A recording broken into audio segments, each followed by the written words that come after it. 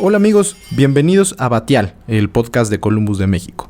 Como cada mes, les traemos el resumen de los principales acontecimientos que afectaron el comportamiento de los mercados financieros durante el mes que concluyó y revisaremos los eventos más importantes a los cuales tendremos que poner atención durante el mes de agosto. Comenzamos. Los mercados en el mes. Tras el optimismo del primer trimestre de este año respecto al control y manejo de la pandemia de COVID-19, en julio la tercera ola de contagios, ahora con cepas nuevas del virus, golpeó con fuerza a países desarrollados y emergentes.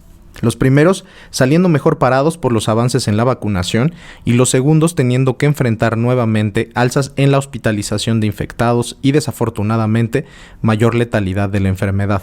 Dicho contexto ha acrecentado la perspectiva de un crecimiento dispar entre regiones e incluso ha limitado los pronósticos de principio de año para el PIB de 2021. Esto a pesar de la baja probabilidad de nuevos cierres y restricciones a la movilidad. Los indicadores económicos que se han dado a conocer para los últimos meses, entre mayo y junio, han mostrado un dinamismo menor al estimado, particularmente en el sector laboral de Estados Unidos, y esto ha mantenido la necesidad de estímulo por parte del Banco Central, que por su parte ha buscado mantener la confianza del mercado respecto a que mantendrá las herramientas necesarias para soportar la recuperación. Mismo caso de otros bancos como el europeo, el japonés y el banco chino. Durante julio, los mercados accionarios a nivel global mantuvieron un sesgo positivo, aun con algunas correcciones y volatilidad.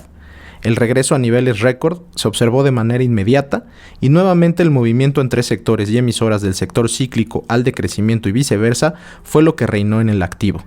Durante el mes que concluyó, uno de los factores más relevantes para el buen desempeño de las bolsas fueron los resultados corporativos del segundo trimestre, que mostraron un gran desempeño en Estados Unidos, superando las expectativas en utilidades y ventas. Al cierre del séptimo mes del año, el Nasdaq avanzó 1.2%, el índice global ACWI 0.6% y el IPC avanzó 1.2%. Cabe destacar que los índices chinos sufrieron el impacto de la perspectiva de restricciones al sector tecnológico y la regulación adicional para fondos norteamericanos para poder adquirir activos de dicho país. Por su parte, en el mercado de renta fija, se mantuvo el movimiento bajista en las tasas de largo plazo en dólares.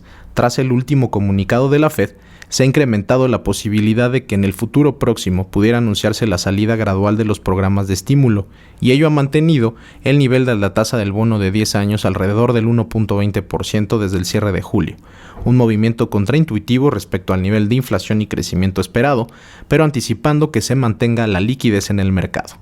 En la curva de rendimiento local se observó un incremento en las tasas de los vencimientos más largos, aunque se ha mantenido el aplanamiento de la pendiente de esta. La correspondiente a 10 años ha operado entre el 6.80 y el 7%, reflejando las perspectivas de inflación y de riesgo sobre las finanzas públicas. La coyuntura antes descrita también se reflejó en las divisas. El dólar mantuvo su fortalecimiento hasta los primeros días de agosto y a pesar de ello el peso operó en un rango bien definido entre las 19.80 y las 20.10 unidades al mayoreo. ¿Qué esperar en agosto?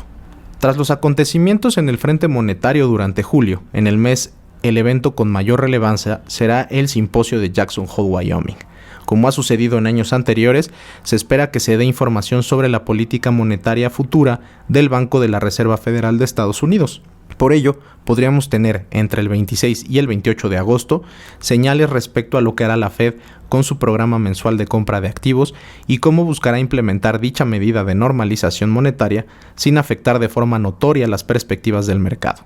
Hasta el momento, algunos funcionarios de la Junta de Gobierno del Banco Central se han decantado por esperar indicadores económicos, como los reportes de empleo de julio y agosto, para determinar si puede iniciarse el famoso tapering o si es necesario mantener la liquidez que ha otorgado por un periodo más prolongado de tiempo. En ese sentido, la información económica más actual cobra relevancia. Mientras las perspectivas de crecimiento en países desarrollados continúan siendo más sólidas y el Fondo Monetario Internacional y la OCDE anticipan un crecimiento en el PIB en Estados Unidos de hasta niveles entre el 6.5 y 7%, los indicadores observados entre los meses de junio y julio mostraron un menor dinamismo al anticipado. Por ejemplo, el empleo del sector privado de la agencia ADP mostró solo la mitad de la nómina estimada por el consenso de analistas. De esta manera continuará la atención en el dinamismo de datos adelantados, como la confianza del consumidor del lado de la demanda y el ISM o PMI de manufactura y servicios del lado de la oferta. En el frente fiscal, se mantienen las negociaciones de la Casa Blanca y los congresistas de ambos partidos para aprobar hasta $1 billón para un programa de gasto enfocado en infraestructura y que permitiría cubrir el fin de programas de gasto que generaron transferencias a las familias norteamericanas, aunque ahora a través de las empresas. Estos programas concluyen en septiembre. Uno de los elementos más importantes para entender el recorte en las expectativas de crecimiento en lo que resta del año es el control de la pandemia de COVID-19. Aunque sigue siendo un tema de suma importancia la evolución de la vacunación global, con un nivel de más de 4.260 millones de dosis aplicadas en el mundo, se mantiene la concentración de estas en países desarrollados como Estados Unidos y la Unión Europea. Las complicaciones de vacunación en países emergentes como la India, Tailandia o Brasil han generado incrementos nuevamente en contagios de coronavirus, ahora con nuevas cepas de más fácil transmisión como la Delta. Los incrementos en contagios no han sido seguidos por una mayor letalidad de la enfermedad, donde el avance en la vacunación es tangible, aunque la incertidumbre sobre el funcionamiento de las vacunas con las nuevas mutaciones del coronavirus sigue en observación. Y aunque se han observado algunas medidas de restricción a la movilidad, estas siguen estando muy lejos de las adoptadas con el inicio de la pandemia el año pasado. También durante julio volvió a cobrar relevancia la relación diplomática, comercial y de seguridad entre China y Estados Unidos. De hecho, aun con el contexto positivo para los índices accionarios durante el mes, las bolsas del país asiático sufrieron por efecto de la regulación en emisoras del sector tecnológico y las limitaciones sobre la adquisición de activos chinos en fondos norteamericanos.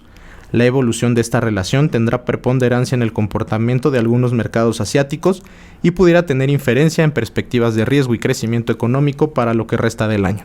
En el caso de la economía mexicana, se mantiene un entorno internacional favorable que impulsaría la economía local a través de una demanda externa robusta y entrada de remesas, además del inicio del TEMEC, adicionalmente con unas finanzas públicas justas, pero sin mayores sobresaltos al momento. La calificación crediticia del país mantiene el grado de inversión con una reciente ratificación por parte de Standard & Poor's.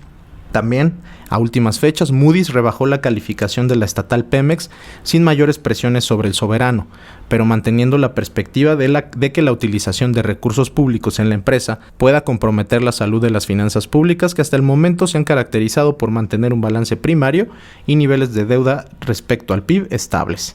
En lo que respecta a plazos mayores, continuará siendo relevante el presupuesto para 2022, que se presentará el próximo septiembre, y el efecto de posibles impuestos como los mínimos a empresas tecnológicas que fueron aprobados por el G7. La autoridad fiscal ha adelantado que las medidas se enfocarán en el cobro más eficiente de impuestos, especialmente a los grandes contribuidores. Por último, en la política monetaria local y tras haber incrementado de forma sorpresiva la tasa a 4.25%, la Junta de Gobierno del Banco de México se ha enfocado en explicar de forma más extensa su decisión y lo que el mercado puede esperar del Banco Central en el futuro próximo, aunque los niveles de inflación se mantienen elevados, con la correspondiente a la primera quincena de julio alcanzando 5.75% en términos anuales. Varios funcionarios han tratado de recortar las estimaciones de un ciclo alcista, sobre todo después de que las principales encuestas anticipan hasta 3 incrementos en el año, con lo que la tasa podría cerrar del 2021 sobre el 5%. Por lo pronto, el mercado descuenta 25 básicos de alza en la reunión del 12 de agosto. Bueno, pues con eso concluimos nuestro reporte de este mes. Esperamos que haya sido de utilidad. Les recordamos registrarse a otros contenidos como nuestros boletines de inicio y cierre de mercados diarios al correo contacto @columbus.mx. Hasta luego.